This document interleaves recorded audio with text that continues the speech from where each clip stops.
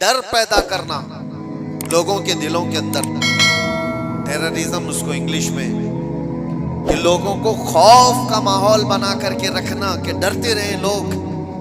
کیا یہ اسلام کا حصہ ہے؟ لوگوں کے اندر ڈر پیدا کرنا، خوف پیدا کرنا.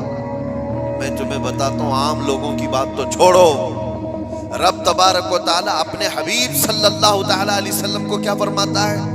فذکر انما انت مذکر لست علیہم بمسیطر.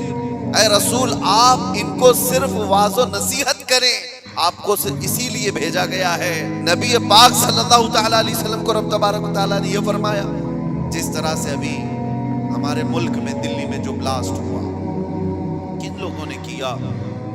شروعاتی تحقیقات میں جو نام پیش کیے جا رہے ہیں مسلمانوں کے نام. کون سے مسلمان ہیں؟ کیا چاہتے تھے؟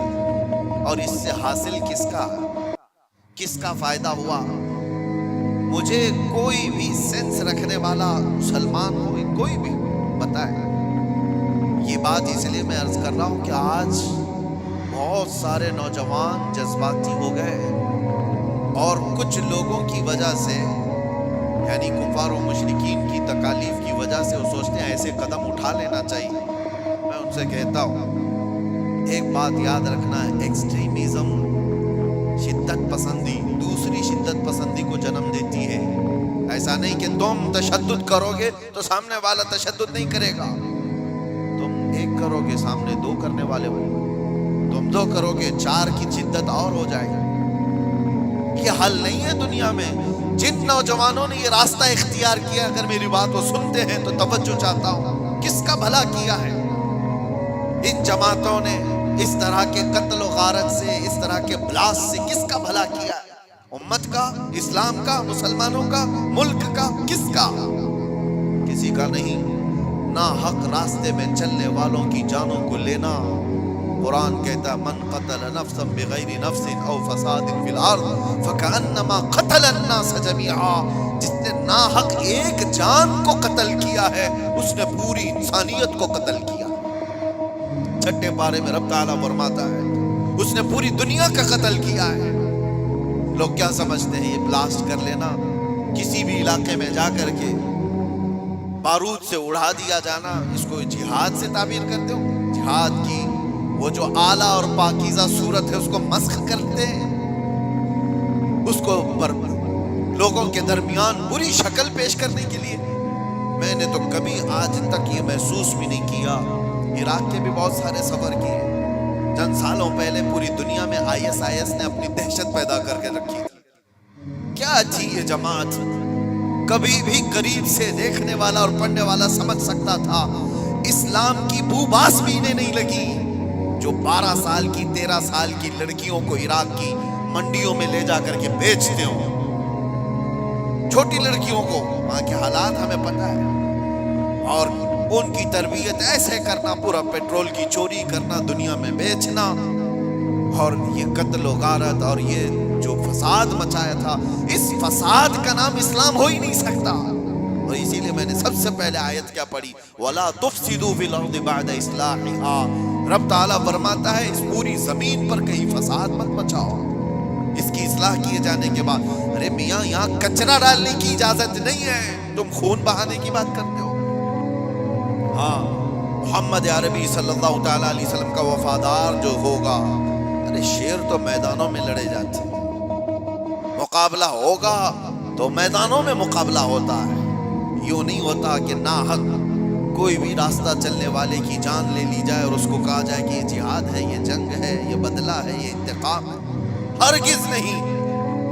میں سخت مذمت کرتا ہوں ایسی تمام گتیویدیوں کا. کوئی بھی نوجوان اس طرح کی حرکتوں میں ملوث ہوتا ہے تو جانتے ہیں اس کا نقصان کتنا لمبا ہوتا ہے، کتنا لمبا نقصان ہوتا ہے.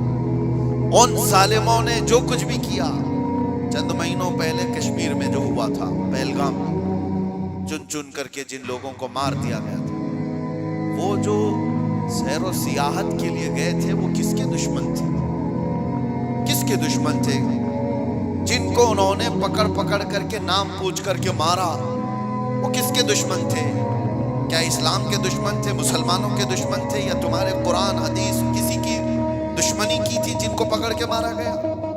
क्या इस्लाम में इस बात की इजाजत है कि कहीं पर भी कोई घूमने हुए आए और उसको मार दिया जाए?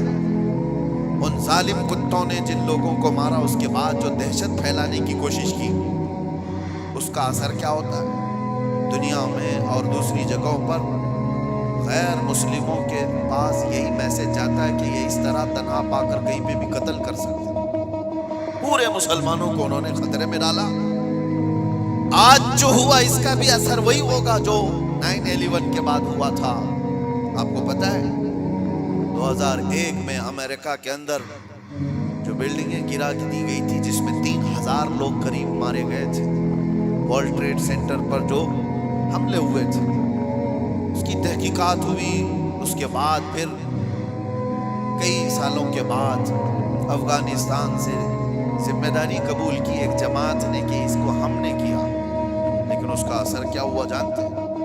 तकरीबन 11-12 साल तक उस शहर में ऐसे हालात हो गए थे कि मुसलमानों का जीना तंग हो गया था।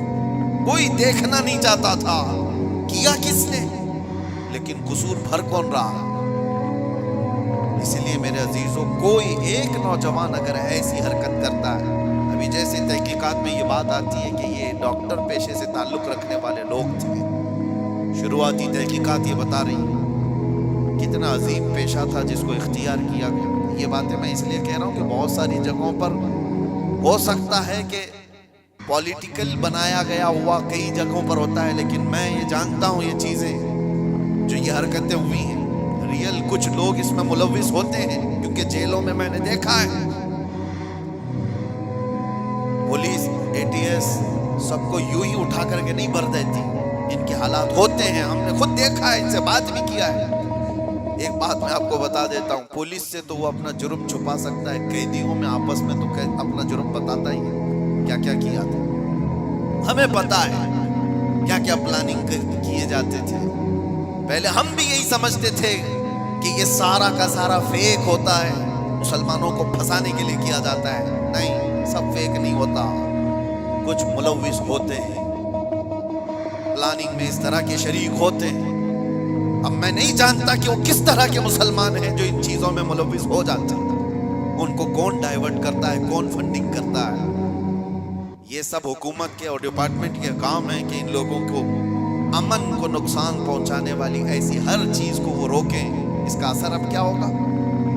क्या हमारे बच्चे जो डॉक्टर बनना चाहते हैं वो किसी भी कॉलेज या यूनिवर्सिटी में जाएं तो क्या उनको शक की नजर से नहीं देखा जाएगा? ये भी डॉक्टर बनकर के कहीं ऐसा ब्लास्ट तो नहीं करना चाहता है? और जालिम कुत्तों ने अपनी हरकतों से कितने बच्चों की जिंदगी को दांव पे लगाया है, और फायदा किसका किया है? किसका फायदा है?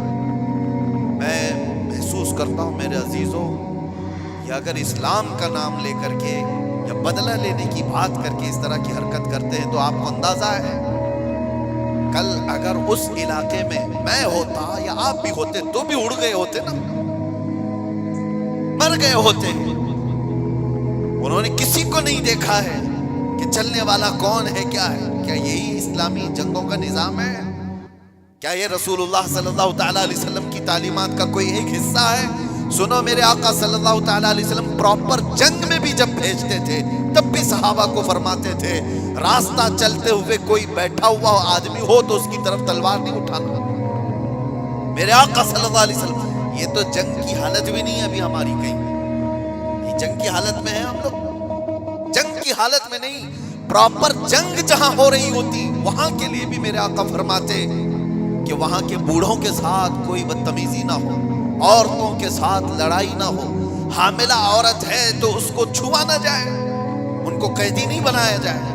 और ये तो छोड़े, नबी पाक सल्लल्लाहु अलैहि वसल्लम अपने सहाबा को जब भेजते तो ये भी तालीम देते कि जिस इलाके में जा रहे हो उनकी जो भी इबादत गाह है, इबादत गाह को तोड़ फोड़ नहीं करोगे, वहां के दरख्तों के पत्ते नहीं उखाड़ोगे, जो तुमको मारने की कोशिश किया उसके साथ तुम्हारी लड़ाई होगी।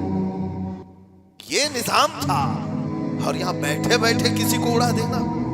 इस्लाम से कोई, मेरी इन बातों को कुछ लोगों तक मुझे पता है पहुंचती होंगी, और वो शिद्दत पसंदी में कहते हैं कि शायद यहाँ की मसलहत पसंदी और हिकमत पसंदी के एतबार से बात कर रहे होंगे। हमको ये सारी मसलहत पसंदी की जरूरत भी नहीं। हम किसी की जी हुजूरी करने के लिए बात नहीं कर रहे हैं। हम बात इसलिए कर रहे हैं कि मेरे दीन पर जब कभी धब्बा लगने की सूरत आए तो हम चीख करके बोलेंगे, चाहे वो हमारे अंदर मौजूद कोई मुनाफिक हो, उसको भी पकड़ करके हम बेनकाब करेंगे कि इसका ताल्लुक मेरे मुस्तफा की जात से हो ही नहीं सकता। इसलिए हमें बोलना जरूरी है, चाहे वो इस्लामी नाम से कोई मुल्क भी हो, पाकिस्तान, अफगानिस्तान, इराक, शाम, कहीं पर भी पनपने वाले, हम सबसे पहले टटोल करके देखेंगे। तुम्हारे चेहरे को देखकर, तुम्हारी दाढ़ी को देखकर, तुम्हारे जुब्बे गुब्बे को देखकर, तुम्हारे निजाम हुकूमत को देखकर हम ये नहीं समझ लेंगे कि ये खलीफा आ गया है, ये इस्लाम का बोलबाला आ गया है। सबसे पहले हम टटोल करके देखेंगे कि इसकी सीरत सिद्दीक़ अकबर से मिलती है या नहीं, फारूक आजम से मिलती है या नहीं, उस्मान और अली से मिलती है या नहीं, इसकी तालीमात में मेरे मुस्तफा का इश्क झलकता है या नहीं। अगर नहीं झलकता, हम अपनी ठोकर पर उसको रखते हैं, चाहे वो कितनी ऊंची पगड़ी पहनता हो। हाँ, अगर मेरे मुस्तफा का वफादार है तो किसान का बच्चा भी हो तो हमारे सर का ताज।